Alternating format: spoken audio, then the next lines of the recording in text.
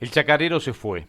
Es como lo anterior, evidente que el maligno polaco, riéndose una vez más de las gracias del animal, compadeció, si cabe en lo posible, a su vecino, que iba a construir un alambrado infranqueable para su toro. Seguramente se frotó las manos. A mí no podrán decir nada esta vez si toro come toda avena. Los caballos reemprendieron de nuevo el camino que los alejaba de su chacra, y un rato después llegaban al lugar en que Virigüí había cumplido su hazaña. La bestia estaba allí, siempre inmóvil en medio del camino, mirando con solemne vaciedad de idea desde hacía un cuarto de hora un punto fijo a la distancia. Detrás de él las vacas dormitaban al sol ya caliente, rumiando. Pero cuando los pobres caballos pasaron por el camino, ellas abrieron los ojos despreciativas. Son los caballos que querían pasar el alambrado y tienen soga. Viruguisi pasó. A los caballos un solo hilo los contiene. Son flacos. Esto pareció herir en lo vivo al alazán, que volvió la cabeza. Nosotros no estamos flacos, ustedes sí están. No va a pasar más por aquí, añadió señalando los alambres caídos, obra de Virugüí. Virugüí pasa siempre, después pasamos nosotras, ustedes no pasan. No va a pasar más, lo dijo el hombre. Él comió la vena del hombre, nosotras pasamos después. El caballo, por mayor intimidad de trato, es sensiblemente más afecto al hombre que la vaca. De aquí que el malacara y el alazán tuvieran fe en el alambrado que iba a construir el hombre. La pareja prosiguió su camino y momentos después, ante el campo libre que se abría ante ellos, los dos caballos bajaron la cabeza a comer, olvidándose de las vacas. Tarde ya, cuando el sol acababa de entrarse, los dos caballos se acordaron del maíz y emprendieron el regreso. Vieron en el camino al chacarero que cambiaba todos los postes de su alambrado y a un hombre rubio que, detenido a su lado, a caballo, lo miraba trabajar. Le digo que va a pasar, decía el pasajero. No pasará dos veces, replicaba el chacarero. Usted verá, este es un juego, pero el maldito toro del polaco va a pasar. No pasará dos veces, repetía obstinado el otro. Los caballos siguieron oyendo aún palabras cortadas. Reír, veremos. 2 minutos más tarde, el hombre rubio pasaba a su lado al trote inglés. El malacara y el alazán, algo sorprendidos de aquel paso que no conocían, miraron perderse en el valle al hombre presuroso. Curioso, observó el malacara después de largo rato. El caballo va al trote y el hombre al galope. Prosiguieron. Ocupaban en ese momento la cima de la loma como esa mañana. Sobre el cielo pálido y frío, sus siluetas se destacaban en negro en mansa y cabizbaja pareja. El malacara adelante, el alazán atrás. La atmósfera ofuscada durante el día por la excesiva luz del sol adquiría a esta hora crepuscular una transparencia casi fúnebre.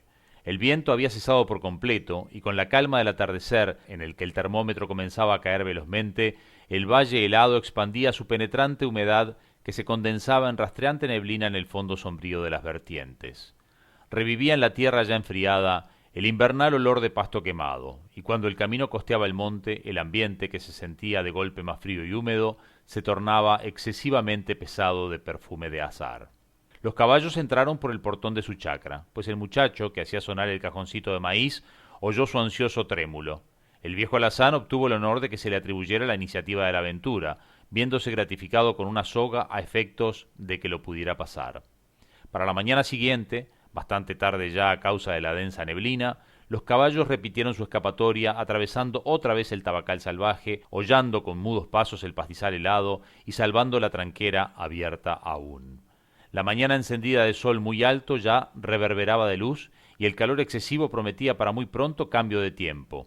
Después de trasponer la loma, los caballos vieron de pronto las vacas detenidas en el camino y el recuerdo de la tarde anterior excitó sus orejas y su paso.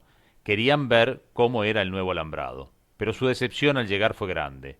En los postes nuevos, oscuros y torcidos, había dos simples alambres de púa, gruesos tal vez, pero únicamente dos. No obstante su mezquina audacia, la vida constante en chacras, había dado a los caballos cierta experiencia en cercados. Observaron atentamente aquello, especialmente los postes. Son de madera de ley, observó el malacara. Sí, cernes quemados.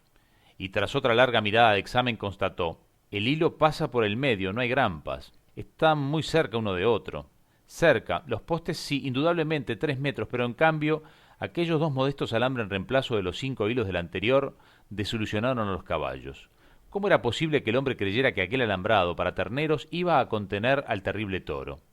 El hombre dijo que no iba a pasar. Se atrevió sin embargo el malacara, que en razón de ser el favorito de su amo comía más maíz, por lo cual sentíase más creyente. Pero las vacas lo habían oído.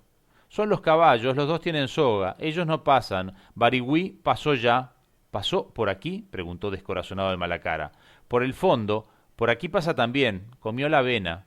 Entretanto, la vaquilla locuaz había pretendido pasar los cuernos entre los hilos y una vibración aguda, seguida de un seco golpe en los cuernos, dejó en suspenso a los caballos. Los alambres están muy estirados, dijo después de largo examen el alazán. Sí, más estirados no se puede. Y ambos, sin apartar los ojos de los hilos, pensaron confusamente en cómo se podía pasar entre los dos hilos. Las vacas, mientras tanto, se animaban unas a otras. Él pasó ayer, pasa el alambre de púa, nosotras después. Ayer no pasaron. Las vacas dicen sí y no pasan. Oyeron al alazán. Aquí hay púa y Barugüí pasa, allí viene. Costeando por dentro el monte del fondo, a 200 metros aún, el toro avanzaba hacia el avenal.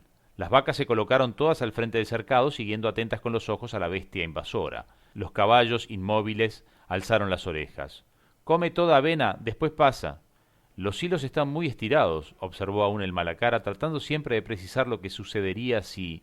Comió la avena, el hombre viene, viene el hombre, lanzó la vaquilla locuaz. En efecto, el hombre acababa de salir del rancho y avanzaba hacia el toro. Traía el palo en la mano, pero no parecía iracundo. Estaba así muy serio y con ceño contraído. El animal esperó a que el hombre llegara frente a él y entonces dio principio a los mugidos con bravatas de cornadas. El hombre avanzó más y el toro comenzó a retroceder, berreando siempre y arrasando la avena con sus bestiales cabriolas, hasta que, a 10 metros ya del camino, volvió grupas a un poste mugido de desafío burlón y se lanzó sobre el alambrado. Viene Birigüí, él pasa todo, pasa alambre de púa, alcanzaron a clamar las vacas. Con el impulso de su pesado trote, el enorme toro bajó la cabeza y hundió los cuernos entre los dos hilos. Se oyó un agudo gemido de alambre, un estridente chirrido que se propagó de poste a poste hasta el fondo y el toro pasó.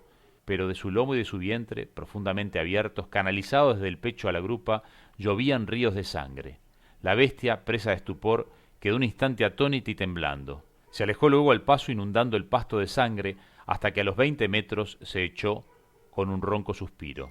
A mediodía el polaco fue a buscar a su toro y lloró en falsete ante el chacarero impasible.